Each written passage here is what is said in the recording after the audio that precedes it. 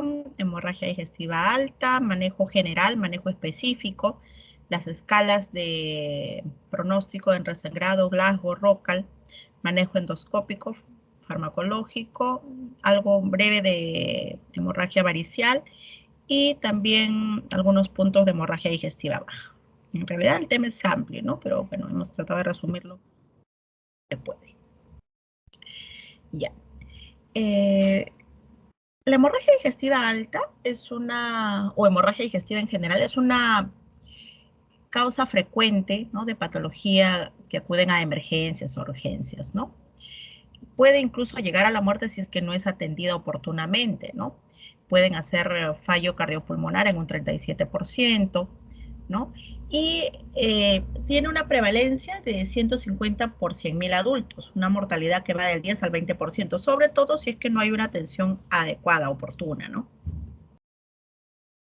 Entonces, una vez que ya hemos definido la hemorragia digestiva alta, ¿no?, como el sangrado que proveniente del tracto digestivo, ¿no?, desde el esófago hasta el ángulo de Treis, ¿no? ¿Dónde está ubicado el ángulo de Treis? ¿Qué parte del intestino? Delgado, la continuación de la tercera porción, ¿no? Tercera y cuarta, ¿no es cierto? Ya, correcto. Entonces, todo paciente que nos llega a emergencia, nosotros tenemos que evaluar sus funciones vitales. Obviamente hacer una buena historia clínica, ¿no?, muy rápida, pero si el paciente está comprometido hemodinámicamente, generalmente viene acompañado. Entonces, es necesario, pues, sondear o preguntar, hacer rápidamente la anamnesis, si el paciente puede dar el informe bien y si no al familiar, ¿no?, sobre tipo de fármacos que esté consumiendo o en qué condiciones se ha producido la hemorragia digestiva, ¿no? Una vez que hacemos eso y tomamos las funciones vitales al paciente, ¿no?, presión, frecuencia cardíaca, respiratoria, saturación, vamos a tener que tomar medidas generales o genéricas, ¿no?, para poder estabilizar el medio interno, ¿no?, la hemodinamia. Entonces, todo paciente que viene con hemorragia digestiva tiene que tener doble vía endovenosa, ¿no? Y si el paciente está demasiado chocado, incluso colocarle un catéter venoso central, ¿no?, que nos asegura una buena vía, realizar la fluidoterapia adecuadamente, ¿no? El objetivo es reponer la volemia, ¿no?, y poder hacer que el paciente recupere una presión adecuada. Entonces, ¿cuáles son los signos y síntomas en la hemorragia digestiva? La melena, ¿no?, la hematemesis, y también van a haber manifestaciones, digamos, simpáticas, ¿no?, como la sudoración, la lipotimia, que son síntomas agregados que se presentan al cuadro de hemorragia digestiva, ¿no? ¿Cómo entendemos la melena o cómo definimos la melena? Ustedes que han llevado ya semiología y me imagino que gastroclínica también, algunos deben haber llevado ya. Es el color oscuro de las, bueno, en este caso de las heces por la sangre digerida, ¿no? Ya, pero oscuro puede ser Es negro. ya, negro, ¿no?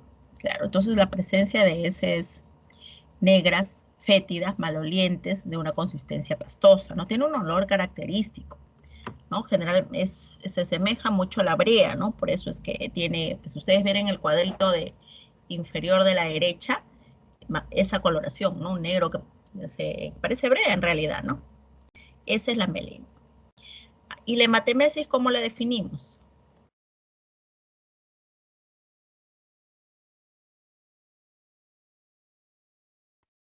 Es la presencia de sangre, doctora, rojo vivo, como en pozos de café. ¿Por dónde? ¿Por dónde se elimina? Vómitos. ¿No? Presencias de vómitos de sangre, ¿no?, como ha manifestado. Pueden ser vivos, un sangre rojo vivo con coágulo o por ácido, como le llaman, ¿no? Bueno, entonces esas son las manifestaciones de una hemorragia digestiva. Entonces, generalmente a un paciente que viene con hemorragia digestiva, vamos a encontrarlo pues hipotenso, taquicárdico, sudoroso, ¿no? Cuando presentó la melena o la hematemesis, se desvanece generalmente, ¿no?, si hay un volumen, digamos, considerable que se ha perdido. Ahora, ¿qué vamos a considerar en primer lugar para poder reponer esta volemia. Entonces, lo que está en primera opción son los cristaloides, ¿no? Aquí tenemos al cloruro de sodio, ¿no? El sodio es lo que tenemos que reponer al paciente, a chorro, ¿no? Generalmente es volúmenes de 300 cc que se coloca a chorro para poder reponer la presión rápidamente. Y vamos a solicitar también exámenes básicos, como el hemograma o el hematocrito, el grupo sanguíneo, si es que el paciente no lo sabe o no tiene ninguna identificación, para poder transfundir paquetes globulares, ¿no? Entonces, aquí en el cuadrito de la derecha tenemos un resumen, una anamnesis, ¿no? Como les dije, una anamnesis rápida, adecuada. Confirmar que es una hemorragia digestiva. Si es que no lo están evidenciando, pues se hace un examen rápido del paciente, ¿no? El examen tiene que ser de todos los sistemas, principalmente si está despierto, si está lúcido, cardiovascular, ¿no? Si los ruedos cardíacos son rítmicos, de repente toma también anticoagulantes y eso es la causa de la hemorragia digestiva. Entonces, eso hay que preguntarlo, ¿no? El abdomen, la parte pulmonar, ¿no? Entonces, y todo paciente que viene con hemorragia digestiva, pues se le hace tacto rectal, ¿no? Algunos sí es evidente las manifestaciones de hematemesis y melena, vienen, digamos, con la hematemesis presente o te hacen melena durante el momento que lo estás evaluando, pero otros no, ¿no? Lo ves pálido, pero tienes que hacer el tacto rectal, ¿no? A todo paciente que viene con hemorragia digestiva, pues hay que hacerle el tacto rectal. Entonces, resumimos, poner 2 vías periféricas al paciente, que tienen que ser de grueso calibre dentro de lo posible, ¿no? Solicitar los exámenes básicos, ¿no? Como les mencioné, el hemograma, hematocrito, grupo sanguíneo, perfil de coagulación, si hubiera el antecedente de anticoagulantes o de ser cirrótico, que ya vamos a ver más adelante. Dentro del examen, el tacto rectal, que ya les mencioné, ¿no? Y la reposición de volemia es con cristaloides principalmente, ¿no? Cloruro de sodio, y después, una vez ya que se obtiene el paquete, el grupo sanguíneo, se le transfunde el paquete globular. Dentro de ser posible, hay casos de hemorragia digestiva que no dan tiempo a veces a poder, digamos, a poder saber cuál es el grupo sanguíneo, ¿no? El paciente te viene descompensado y le pasa sangre total, pero no es la mayoría, ¿no? El paciente queda en NPO, nada por vía oral, entonces no recibe dieta hasta que se pueda diagnosticar cuál es la causa del sangrado, ¿no? Entonces uno tiene que estratificar el riesgo, ver si es una hemorragia digestiva severa, ¿no? Y para eso hay escalas pronósticas, pues, ¿no? Ver la saturación del paciente, si necesita apoyo oxigenatorio o no, ¿no? Y eso también lo vas a ver cuando le tomas las funciones vitales.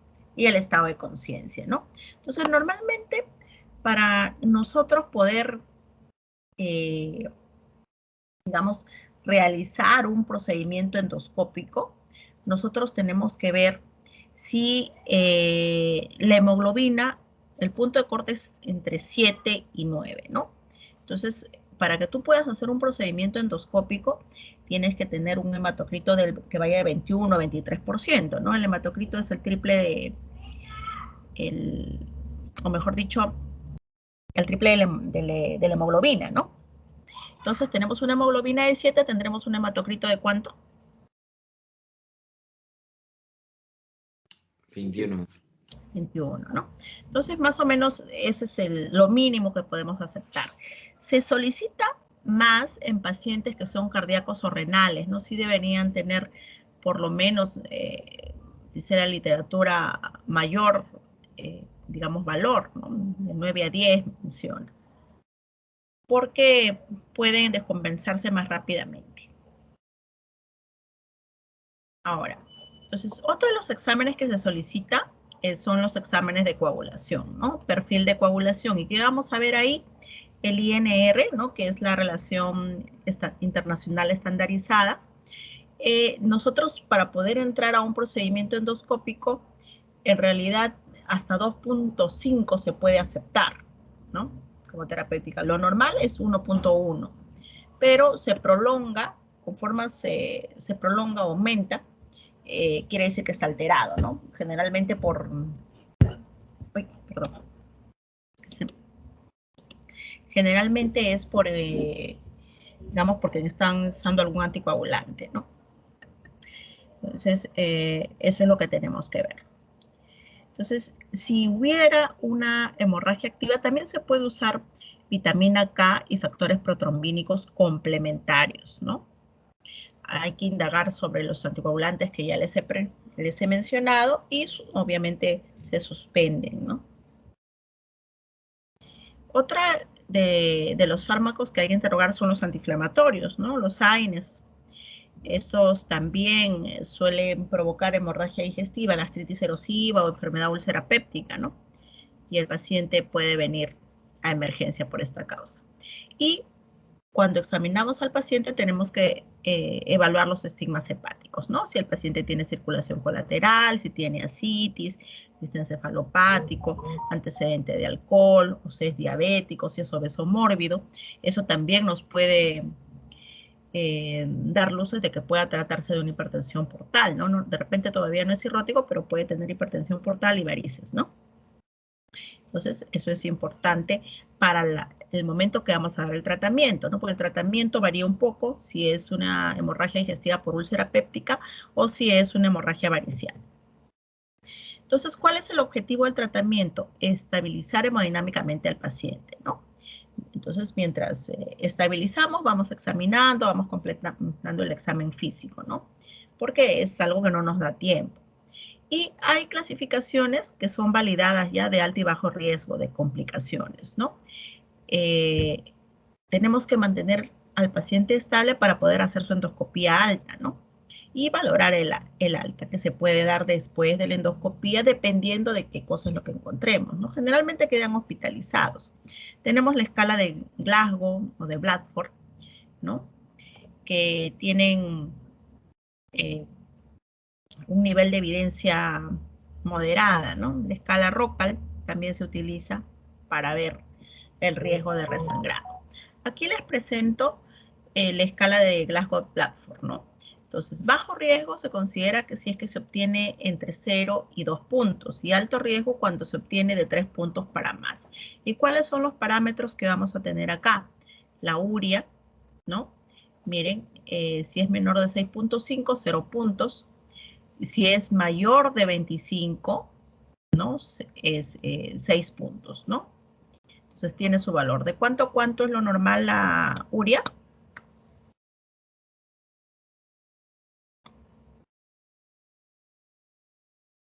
¿Cuáles son los valores normales? Chicos, ustedes ya llevaron bioquímica ya. ¿Cuál es el valor normal de la urea? Entre 2.1 a 8. Debajo de 40. Claro, hasta 40, ¿no? Ya. Entonces, ¡ay, Dios! Estoy sin audífono. Ya. Entonces, y esos son los puntajes que se dan. Ya. La hemoglobina también es otro parámetro para poder considerar el puntaje, ¿no? Miren, menor de 10 y hasta mayor de 13, ¿no? Tiene un puntaje. Tanto en varones como en mujeres, ¿no? En mujeres es menor. Para la presión arterial sistólica, si es menor de 90, 3 puntos, de 90 a 99, 2 puntos, de 100 a 109, 1 punto, mayor de 110, 1 punto. Y hay otros marcadores, por decir frecuencia cardíaca, si hay melena, si hay síncope, ¿no? Si hay enfermedad hepática, insuficiencia cardíaca, se le asigna 2 puntos, 2 puntos. Entonces se saca el puntaje, entonces mayor de 3 puntos es alto riesgo, ¿no? Resangrado. Ahora, este es el índice de ROCAL, ¿no? El índice de ROCAL evalúa, o se divide en dos partes, el preendoscópico, antes de realizar la endoscopía, y posendoscópico. ¿Qué parámetros vamos a evaluar en el preendoscópico? La edad, ¿no? Si es que ha habido shock y si hay comorbilidades. Entonces, y vemos el puntaje 0, 1, 2, 3, 4, ¿no? Entonces, miren en 0, no hay shock, es menor de 60 años, la presión arterial sistólica es mayor de 100, el pulso es menor de 100 y no tiene comorbilidad, o sea, 0 puntos. Un puntito si va de 60 a 79 años, si está taquicárdico, si la presión arterial es mayor de 100, ¿no? Y también la frecuencia mayor de 100. Ahora, 2 puntos cuando ya es mayor de 80 años, ¿no? A partir de 80 años, si está hipotenso, la presión arterial sistólica es menor de 100, tiene problemas cardíacos como insuficiencia, cardiopatía isquémica, otras comorbilidades. Y 3 puntos es cuando ya hay una falla renal, falla hepática, ¿no? Entonces está descompensado. Y las otras variables posendoscópicas o en el ROCAL posendoscópico va a depender del diagnóstico que encontremos en la endoscopía. Ay, Dios. Un ratito que pase la huella, pues estoy sin audífono.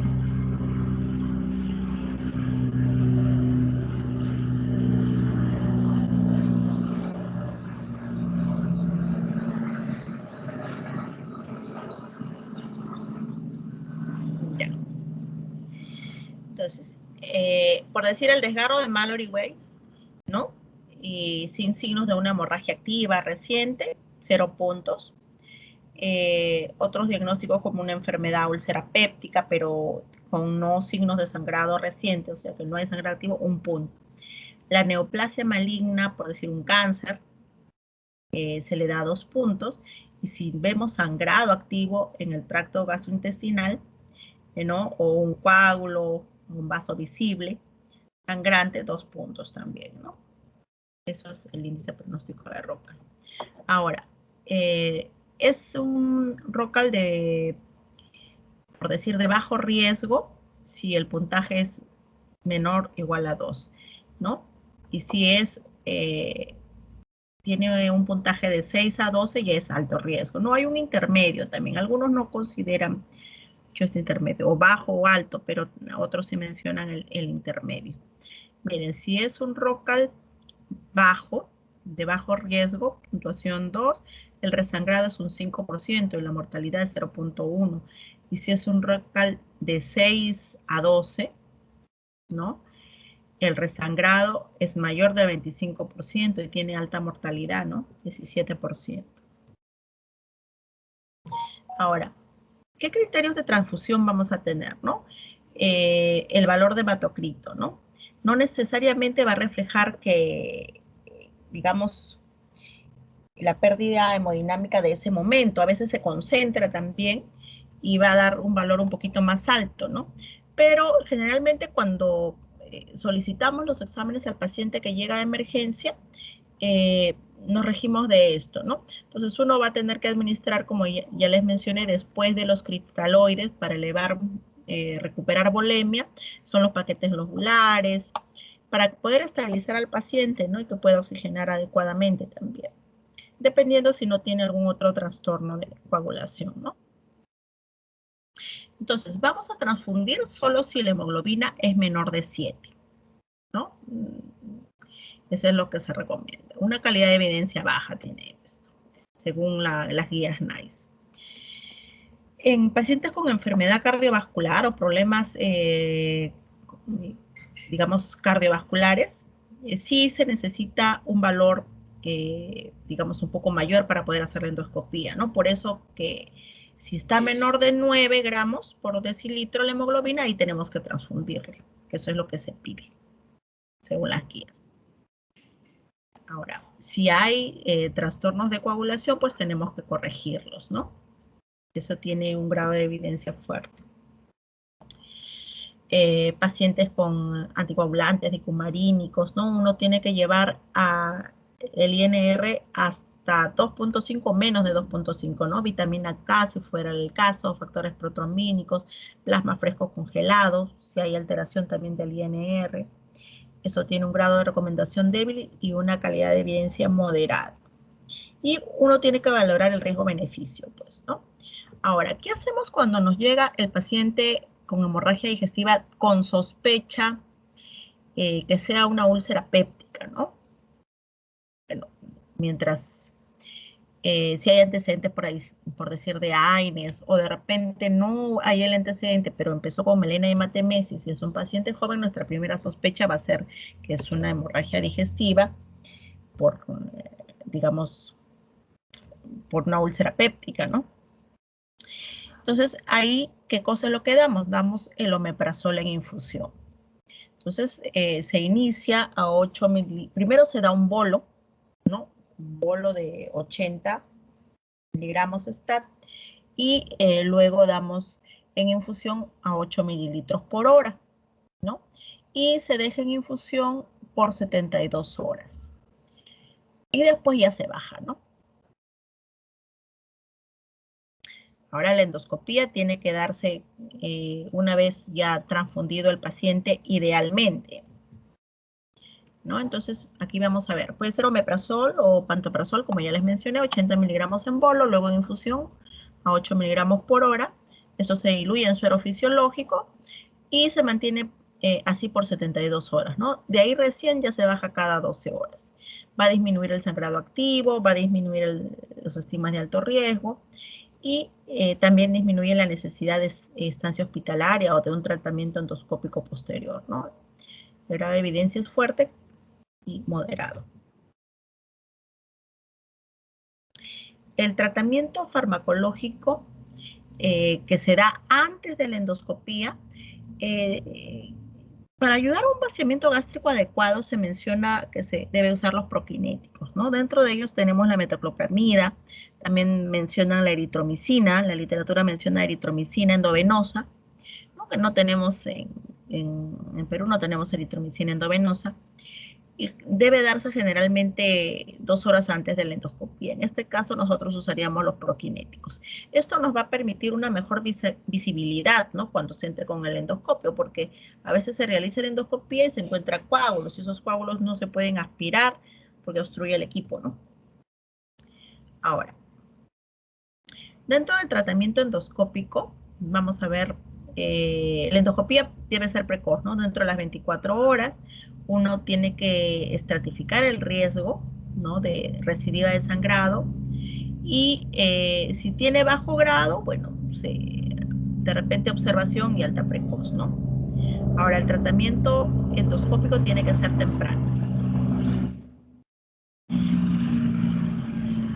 Tenemos una escala que es para la enfermedad úlcera péptica. No sé si han escuchado en gastroenterología.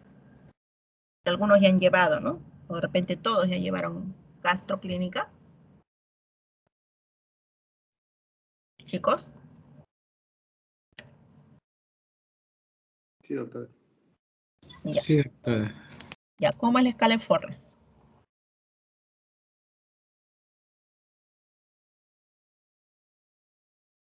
Bueno, la escala de Forrest, doctora, en el grado 1 indica sangrado activo, ¿no? 1A es a chorro y 1B es en napa o babeo. El 2A es vaso visible, el 2B es coágulo adherido, el 2C es hematina y el 3 es fibrina, ¿no? Ya, correcto. Muy bien. ¿Y para qué será importante esta clasificación? ¿Por qué? Para saber el tipo de tratamiento. Uno, el tipo de tratamiento, y lo otro es el riesgo de resangrado, ¿no? No es lo mismo un Forrest 1A que una Forrest 3, ¿no? El riesgo de resangrado es mayor. Entonces, por decir, en un Forrest 1A va del 67 al 95% de riesgo de resangrado, ¿no? Entonces, por eso es que generalmente se asocian dos tratamientos endoscópicos, ¿no? Inyectoterapia, clip, etc. Ahora, en el Forrest 3A tenemos, o el 2A, perdón, vaso visible no sangrante, tiene un 25 a 55%. 20-40 se menciona generalmente en el Forrest 2, ¿no? Pero ya siendo más específicos, algunos tienen más. En el Forrest 2B es el coágulo adherido, ¿no? Entonces, hasta ahí se hace tratamiento endoscópico, ¿no? Y hasta el Forrest 2C, que es la mancha hematínica, se observa, y el Forrest 3 también se observa. Ven que el porcentaje de resangrado es menor, ¿no? 4 a 7% en el 2C, 0 a 5% en el 3. Vale. el paciente cuando se le hace la endoscopía y se encuentra la úlcera péptica, entonces hay que hacerle control de hematocrito seriado, se mantiene con inhibidor de bomba de protones, como les dije, en infusión las 72 primeras horas, y luego ya cada 12, ¿no?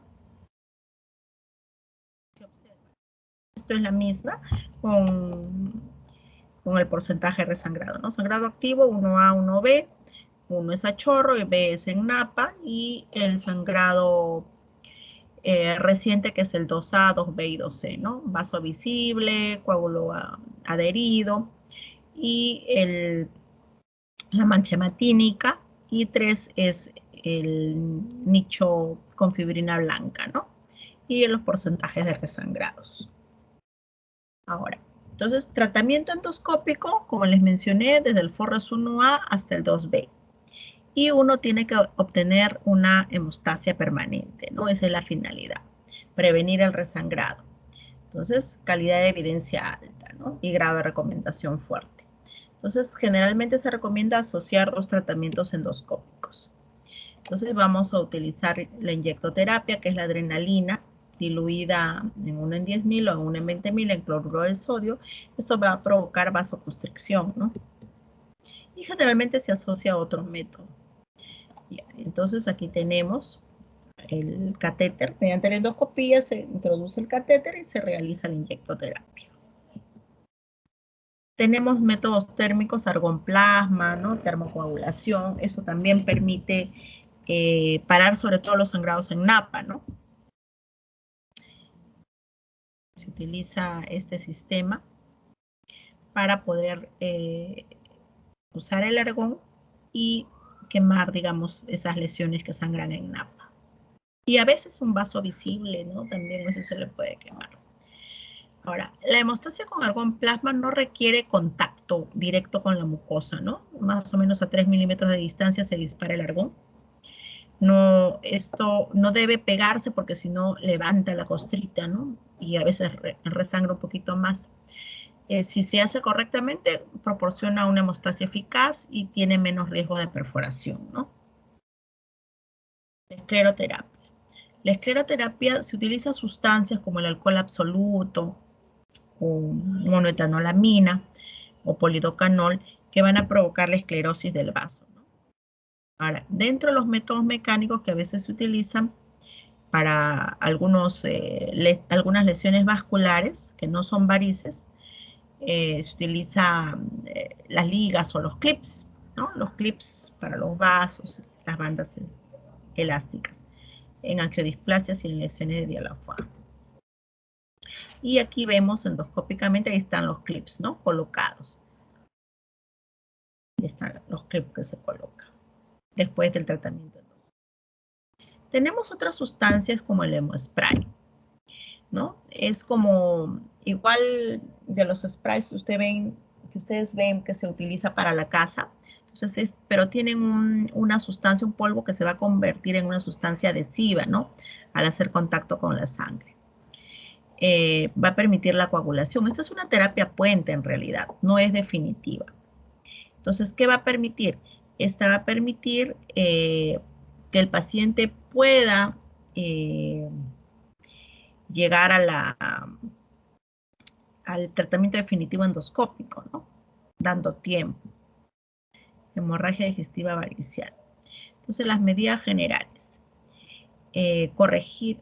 Estos en hemorragia digestiva varicial tenemos medidas diferentes, ¿no? Medidas generales que vienen a ser las mismas que se utilizan para, digamos, para sospecha de hemorragia no varicial, ¿no?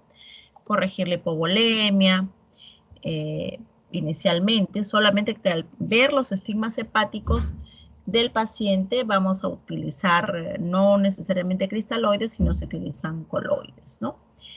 Y lo que se busca es prevenir complicaciones asociadas al sangrado, ¿no? Infecciones, descompensación hepática, insuficiencia renal, etc. Uno tiene que proteger vía aérea, colocar al paciente doble vía, ¿no? Tiene que usarse los dispensores plasmáticos, como ya les mencioné, el AMACEL, en hemorragia digestiva varicial. Y la hemoglobina tiene que mantenerse entre 7 y 9. Tiene que transfundirse plaquetas, ¿no? Buscar que las plaquetas se encuentren por encima de 40.000 para poder hacer un tratamiento endoscópico. Y se van a usar algunas sustancias vasoconstrictoras, ¿no? Esplácnicas, como la terlipresina, somatostatina o triotide, ¿no? Estos van a reducir el flujo sanguíneo arterial esplácnico y también el flujo venoso portocolateral, ¿no? Tienen un efecto hipotensor, baja la presión. Por decir, la terlipresina. La terlipresina es un análogo de la vasopresina, ¿no? Entonces, va a actuar en forma lenta a la circulación. Digamos, ¿cómo lo administramos? Inicialmente administramos un bolo, ¿no? Y después ya se utiliza como una terapia de mantenimiento los 5 primeros días, ¿no? En dosis iniciales se da a 2 miligramos cada 4 horas, ¿no? Pero siempre se da un bolo inicial. Igual la somatostatina. Este es un péptido natural que va a tener diferentes acciones a nivel del sistema endocrino, ¿no? Tiene un efecto vasoconstrictor y su rol es inhibir sobre los péptidos vasodilatadores esplácnicos, ¿no? Pero la vida media es corta, 3 minutos. Ahora, la dosis recomendada es 250 microgramos por hora, ¿no? Pero siempre también va precedida de un bolo inicial de 250 microgramos. Y luego, si hubiera sangrado activo, también se mantiene en infusión. Y otra de las sustancias vasoactivas que usamos es el triotide, ¿no? Que es un análogo de la somatostatina. Vida media de 2 horas y puede administrarse también por vía endovenosa o subcutánea. Entonces se utiliza un bolo endovenoso de 50 microgramos STAT, ¿no? Y luego en infusión, ¿no? 25 a 50 microgramos endovenoso. Perdón. Entonces, ¿cuál es el efecto adverso más frecuente que puede provocar hiperglicemia, ¿no? El tiempo que se dan estas sustancias son 5 días, cuando hay la sospecha de una hemorragia varicial, ¿no? El paciente con hemorragia varicial, dentro de los síntomas que va a presentar, generalmente es la hematemesis, ¿no? Pero también puede presentar melena, porque son varices de esófago gástricas. En algunos casos puede presentar hasta rectales, ¿no? ¿Y cuál es el tratamiento endoscópico que se realiza? Entonces, vamos a usar las endoligaduras, ¿no? Y la escleroterapia. Aunque actualmente más se usa la ligadura, ¿no? Mejor efecto. Menos sangrado. Y la escleroterapia se reserva para pacientes que ya han sido ligados anteriormente, ¿no?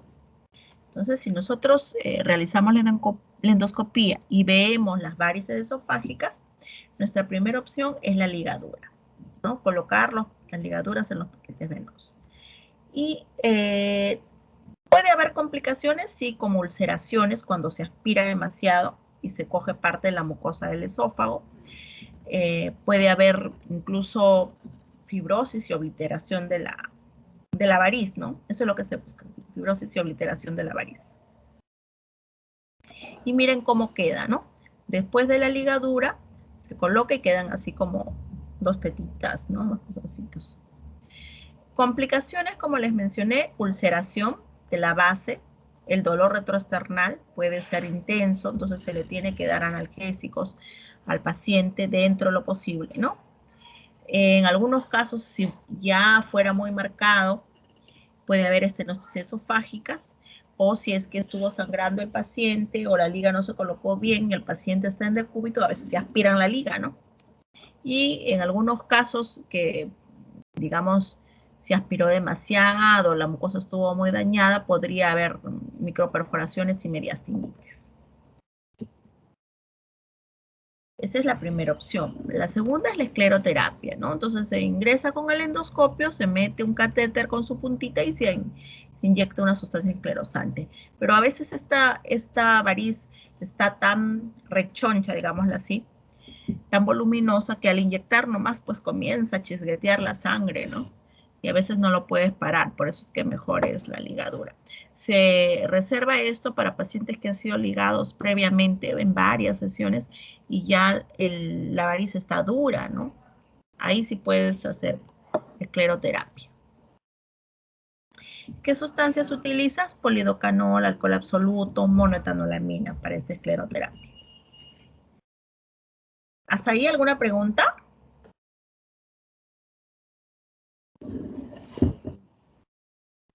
¿O todo claro hasta ahí? Para continuar.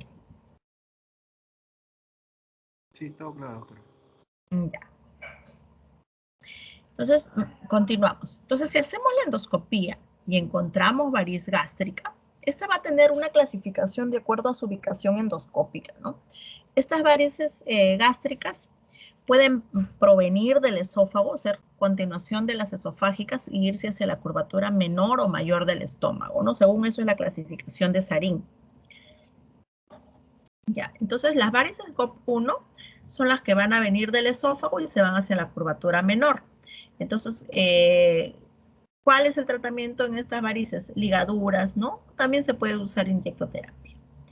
Ahora, las varices GOP2 son las que vienen del esófago y se van hacia la curvatura mayor. Entonces, en este caso, sí se debe utilizar la inyectoterapia, ¿no? Los adhesivos.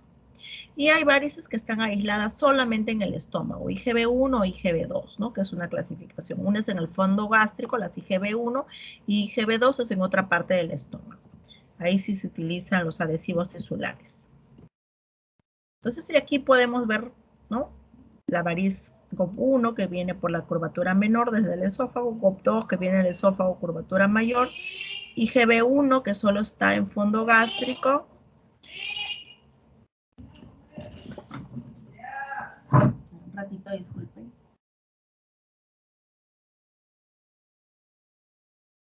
Ya. Ya. Y a nivel del fondo gástrico, aquí pueden ver, esta es una toma de vuelta en U del estómago, ¿no? Entonces el endoscopio se dobla como una U, por eso se llama envuelta en U. Y ustedes pueden ver, digamos, una retracción, que esto es posterior a una escleroterapia. La sustancia que se aplica en las varices gástricas se llama el cianocrilato, ¿no? Ahora, aquí están aplicando, esto es una variz, los pliegues del estómago, y se aplica el cianocrilato ahí, obtura el vaso. Ahora, como consecuencia de este sangrado digestivo, en los pacientes con cirrosis o con sangrado varicial puede haber encefalopatía, ¿no? Por los productos nitrogenados que tiene la sangre. Entonces el paciente debe también ser manejado con lactulosa, ¿no? Si está experto, vía oral, y también usar los enemas de retención, ¿no? Generalmente el paciente debe realizar 2 a 3 evacuaciones, y los enemas de lactulosa se dan en 200 cc más agua, ¿no? Tiene que retener por lo menos 15 minutos. Y de esa manera evitamos la encefalopatía. Ahora, según el consenso de Baveno, que es lo que se utiliza para hipertensión portal, nosotros tenemos que prevenir y tratar las infecciones bacterianas, ¿no? Que se producen como consecuencia de este sangrado, digámosle así. Entonces, se recomienda al sangrado varicial añadirle tratamiento antibiótico, ¿no? Entonces, pueden ser las quinolonas o las cefalosporinas de tercera generación, ¿no? Como profilaxis. Entonces, en cefalosporinas usamos 1 gramo cada 24 horas y en quinolonas podemos usar una dosis también cada 24, ¿no? Ahora, cuando el paciente está despierto, podemos usar la norfloxacina, ¿no? 2 veces al día. Pero si está con NPO, generalmente se utiliza endovenoso. Ahora, nosotros tenemos criterios de fracaso para falla en el control de Baveno, ¿no? Uno es que sea un sangrado agudo varicial dentro de las 120 horas o 5 días, ¿no? El fracaso se define como la muerte o necesidad de un cambio en la terapia, ¿no? Y va a depender de varios criterios, ¿no? Por decir que haya una evidencia mediante la aspiración en la sonda nasogástrica de 100 mililitros a las 2 horas, ¿no? De haber realizado el tratamiento endoscópico, o que el paciente entre en shock, ¿no? Que esté definido, disminución menos de 3 gramos en la hemoglobina o menos del 9% en el hematocrito, ¿no? Dentro de las 24 horas. Entonces ahí estamos hablando de un fracaso al tratamiento endoscópico. Ahora, ¿qué opción tenemos cuando ha habido fracaso? Son ya las medidas quirúrgicas, ¿no? Prótesis recubiertas, que eso también podría ser endoscópico, pero son costosas, ¿no? En el caso de que, digamos, no se disponga de un set de ligadura y que la sospecha sea de hemorragia varicial, existen unas sondas que tienen su material de látex, que tienen dos balones, ¿no? Un balón se va a inflar en el estómago y un balón se va a inflar en el esófago. Entonces ingresa por la nariz y se infla primero el balón del estómago y luego el balón del esófago. La idea es tratar de ocluir ese vaso, ¿no? O esa vena que está sangrando. Pero es una terapia puente también, ¿no? Solamente puede estar con esos balones inflados 24 horas, porque si no puede necrosar, hasta que tú consigas la ligadura, hasta que tú consigas la escleroterapia. Máximo 24 horas, ¿no? Puede haber incluso ruptura esofágica si es que se pasara del volumen al que uno debe insuflar, ¿no? O neumonía por aspiración, porque a veces sangra por los poros. Y esta es la sonda de Senstaken, la Quemor. Entonces miren el balón gástrico, que es largo, y también tiene su baloncito para la parte esofágica, ¿no? Gástrico esofágico. Y aquí está insuflado en la parte del esófago y también en la parte del estómago, tratando de ocluir la variz gástrica si lo hubiera, ¿no? Otra terapia son los shunt portosistémicos intrahepáticos. Esto es mediante cirugía, ¿no? Se hacen tipo bypass para disminuir este flujo.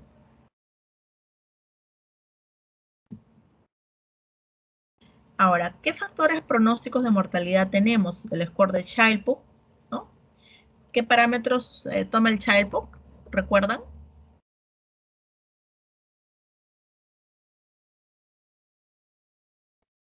Chicos. La bilirrubina. Ya, ¿qué más? La citis, albúmina, encefalopatía hepática y tiempo de protrombina. Tiempo de protrombina, ya. Correcto. Entonces, un Child-Pugh C, ¿que va de qué puntaje a qué puntaje? 10 a 15 puntos, ¿no? Child-Pugh C. Entonces, la presencia de creatinina sérica y la presencia de infección bacteriana son factores de mal pronóstico, ¿no? Aquí se va a incorporar la escala de Mel, entonces, también para pronóstico. Y todo esto va en relación a la mortalidad, ¿no? Dentro de las 6 semanas. Un vale, no sé. Una vez que el paciente ha pasado ya los 5 días de estos vasoactivos, o en el 5.º día tú puedes pasar a betobloqueadores, ¿no? Previa evaluación de cardiología, sobre todo para adultos mayores o pacientes con antecedentes de problemas cardíacos, ¿no? Entonces ahí usamos para propanolol, nadolol, ¿no? Después en el 5.º día, iniciando en el 5.º día de tratamiento, que es el día que vas a suspender el vasoactivo. ¿Alguna pregunta hasta ahí?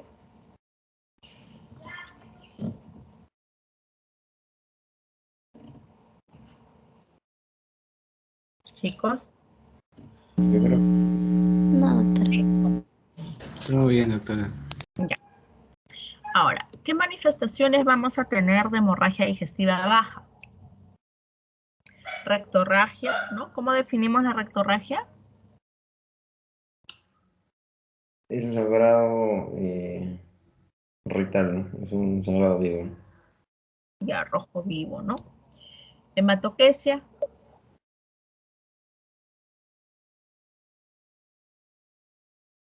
¿Cómo definimos la hematoquesia? No es no son las, las heces con los restos de sangre, doctora. ¿Pero qué color? ¿Cuándo llamamos hematoquesia y cuándo llamamos Rojo, es rojo vivo, doctora. rojo vivo es rectorragia. Hematoquesia es rojo, un rojo grosella se dice, ¿no? Un poco a veces tirando para granada. con Doctora, presencia de coágulos. O sea, es presencia de heces con sangre, pero es un rojito más oscurito, ¿no? No es una rectorragia propiamente.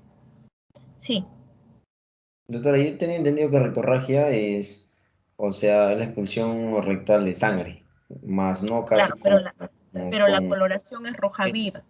Sí, y la hematoquesia tenía entendido que es, en cambio, es no heces mezcladas con sangre, no sangre viva. No La necesariamente rectorragia no heces tenía evidentes. entendido.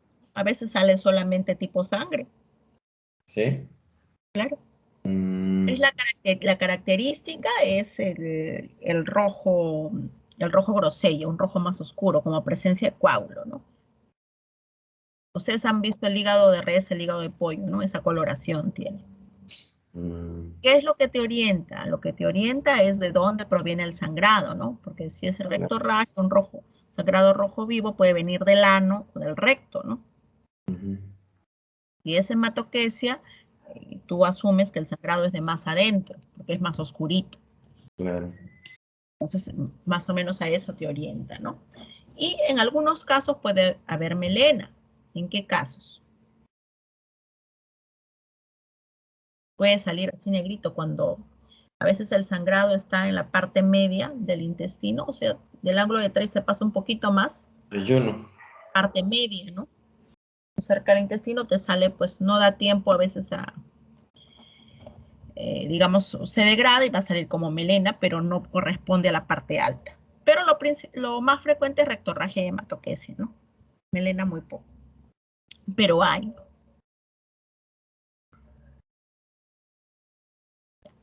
Y aquí mostramos las causas de hemorragia digestiva baja, ¿no? Entonces pueden haber múltiples causas y dependiendo del lugar, ¿no? Entonces tenemos las hemorroides, cuando sangran nos va a dar rectorragia, ¿no? Pero viene con una sintomatología, el paciente tiene sensación de bulto o es estreñido, ¿no? Y generalmente pues sangra chisgueteante cuando es grande, ¿no? O que baña las heces, es lo que menciona. Los divertículos también pueden sangrar, ¿no?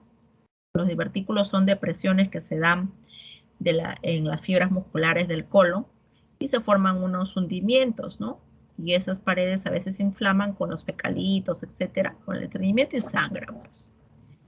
Las neoplasias, los carcinomas, ¿no? También en el colon. Algunos pólipos son sangrantes, no la mayoría, pero sí algunos. Luego las colitis, ¿no? Que pueden ser infecciosas. Luego en el colon transverso, en la colitis. Y en las angiodisplasias, ¿no? Pueden darse a cualquier nivel, las lesiones vasculares. Son las causas más frecuentes de hemorragia digestiva baja. Aquí tenemos otras causas, por decir en el recto, el cáncer de recto, pólipos rectales, proctitis ulcerativa, ¿no? Enfermedad inflamatoria intestinal. En el colon propiamente, cáncer, colitis infecciosas, enfermedad de Crohn, los divertículos que ya les mencioné, y las lesiones anal, pues hemorroides, fisuras, proctitis, cáncer también en la zona anal, ¿no? También hay, aunque no es muy frecuente. Entonces, ¿cómo manejamos a nuestro paciente con hemorragia digestiva baja? Bueno, como es hemorragia, igual se va a colocar la doble vía o una vía, generalmente no suele ser tan aparatoso como una hemorragia digestiva alta, ¿no? Te da tiempo a actuar, se autolimita generalmente.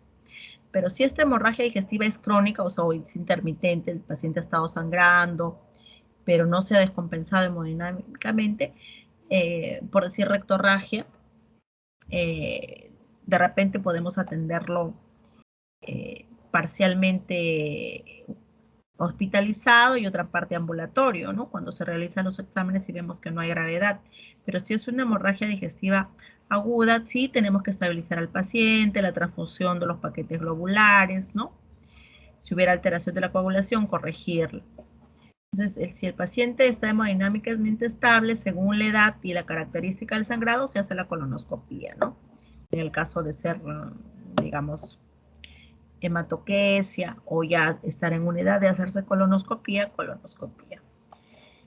Si el paciente está inestable, pues tenemos que utilizar otras medidas, ¿no?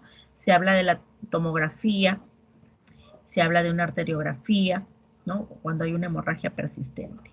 Cuando hay hemorragia persistente es cirugía. Ahora, dentro de las medidas generales, bueno, ya saben, siempre la historia clínica, la anamnesis, ¿no?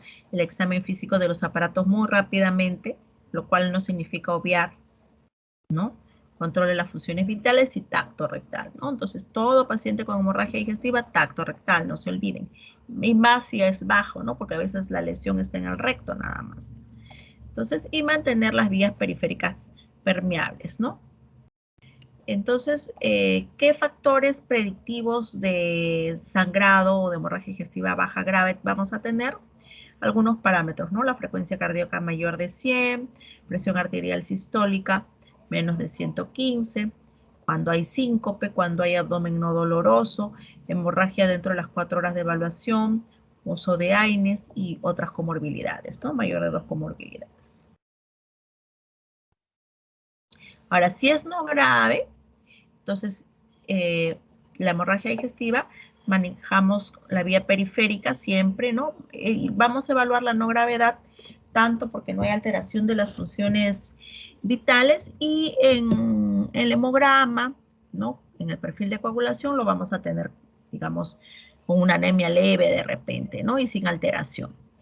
Igual se tiene que transfundir si fuera el valor muy bajo, los paquetes globulares, según la necesidad. Y se decide la hospitalización o el manejo ambulatorio, ¿no? Y la dieta, inicialmente hasta antes que se realice el procedimiento, es nada por vía oral. Una vez que ya se realice la colonoscopía o sigmoidoscopía o proctoscopía, ya se indica una dieta líquida y con residuos. Entonces, en conclusión, en una hemorragia digestiva grave, colocación de 2 vías periféricas, reposición de cristaloides, transfusión, la analítica que tenemos que realizar urgente, el hemograma, coagulación, función renal y perfil hepático, ¿no? El paciente tiene que estar en nada por vía oral hasta estabilizarlo y hasta realizar su procedimiento endoscópico. Y si estuviera muy inestable, pues tiene que pasar a UCI, ¿no? Y sondear al paciente, ¿no? Estabilizarlo. Tenemos que reponer factores de coagulación en caso de que estén alterados, fibrinógeno, plaquetas, ¿no? Se utiliza vitamina K también. Ya, entonces vamos a realizar, si el paciente presenta, como les dije, melena, ¿no? Porque o va a estar estable, digamos, inestable hemodinámicamente, podemos sospechar que de repente se trate de una hemorragia de tránsito acelerado, ¿no? Entonces, si es una hemorragia de tránsito acelerado, no va a dar tiempo a que este sangrado salga pues tipo melena o tipo hematoquesia, sale pues un rojo activo, ¿no? Sigue sangrando el paciente y el paciente baja la presión, baja la frecuencia. Entonces, en estos pacientes que hay sospecha de una hemorragia de tránsito acelerado, se realiza endoscopía alta primero y después colonoscopía. Hay otros, digamos, instrumentos que se pueden realizar, como la cápsula endoscópica. Eso es para ver hemorragias no determinadas, ¿no? De origen oscuro o en intestino medio. Y la enteroscopía, que también se puede usar. Y aquí tenemos métodos endoscópicos que vienen a ser los mismos que para la hemorragia digestiva alta, ¿no? El argón, digamos la inyectoterapia, se utiliza mayormente, ¿no? En algunos casos, si hay lesiones vasculares, se liga. Y las técnicas endoscópicas tenemos la inyectoterapia, ¿no? Que es la aplicación de adrenalina, ¿no? Mecánicas, el clip, bandas elásticas, endoloops, que son como un chupón especial para poder realizar la hemostasia, ¿no? Si es hemorragia de un divertículo, inicialmente se puede tratar endoscópicamente, ¿no? Se coloca un clic y se asocia a inyectoterapia. Si son lesiones vasculares, se puede aplicar argonplasma, ¿no? O polidocanol. Hemorragia post-polipectomía, a veces se saca el pólipo del colon y puede sangrar. Normalmente se utiliza inyectoterapia y clip. Concluyendo, la hemorragia digestiva alta ¿no? Es una causa frecuente de, digamos, de asistencia a emergencias y urgencias, ¿no? Y requiere un rápido manejo para evitar mortalidad en el paciente, ¿no? Hay que tratarlo oportunamente, todo el manejo hemodinámico. Y la hemorragia digestiva baja, bueno, dependiendo de la edad, se puede presentar en realidad en diferentes niveles, más en edad avanzada, ¿no? También tiene alta morbimortalidad si no se trata oportunamente. ¿Alguna pregunta? ¿Un comentario? Sí, doctora, me hizo una consulta. Cuando mencionó la terapia con adrenalina, mencionó que no era tanto como monoterapia. O sea, mi duda era con qué más se complementa esta terapia con adrenalina.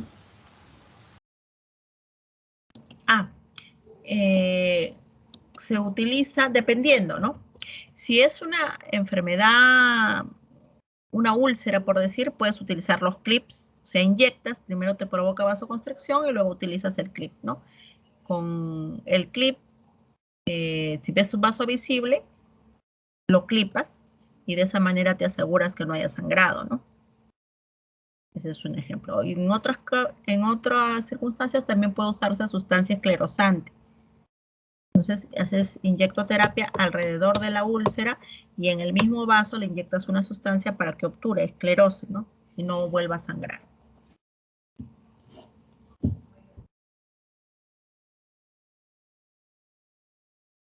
Sí, gracias. Doctora, ¿y estos clips que menciona son permanentes? ¿Queda ahí? En 4 días más o menos y luego sangra. Luego cae, perdón. 4 o 5 días queda ahí en el tejido y luego cae solo. Y se elimina por el tracto intestinal. Entiendo. Gracias, doctora. Doctora, una consulta, disculpe. Sí. Doctora, cuando se sospecha de que la hemorragia digestiva alta es por sangrado de úlcera péptica por Helicobacter pylori, ¿en qué tiempo se recomendaría empezar, ¿no?, la terapia para tratar a la Helicobacter pylori o ya no se tomaría en cuenta? Cuando es por una úlcera péptica, el tratamiento debe ser, digamos, 4 a 6 semanas, hasta 8 semanas de inhibidor de bomba, ¿no? Entonces tú lo que tienes que ver es que te tolere el tratamiento para erradicar el Helicobacter, ¿no? Que sí lleva inhibidores de bomba a doble dosis, pero también agregas antibióticos. Entonces, si el paciente, va a depender de qué tantas molestias tenga el paciente para poder tolerar la dieta, ¿no? Generalmente yo lo inicio 2 o 3 semanas después del tratamiento, de haber pasado el evento de sangrado, ¿no? Con esa indicación. No es, digamos, exacto, pero va a depender de la sintomatología del paciente, porque el tratamiento sí te genera molestia, ¿no? Puede haber náuseas, epigastralgia, sabor metálico por los antibióticos. Ok, doctora, gracias. ¿Alguna duda más? Si no, ya estamos terminando.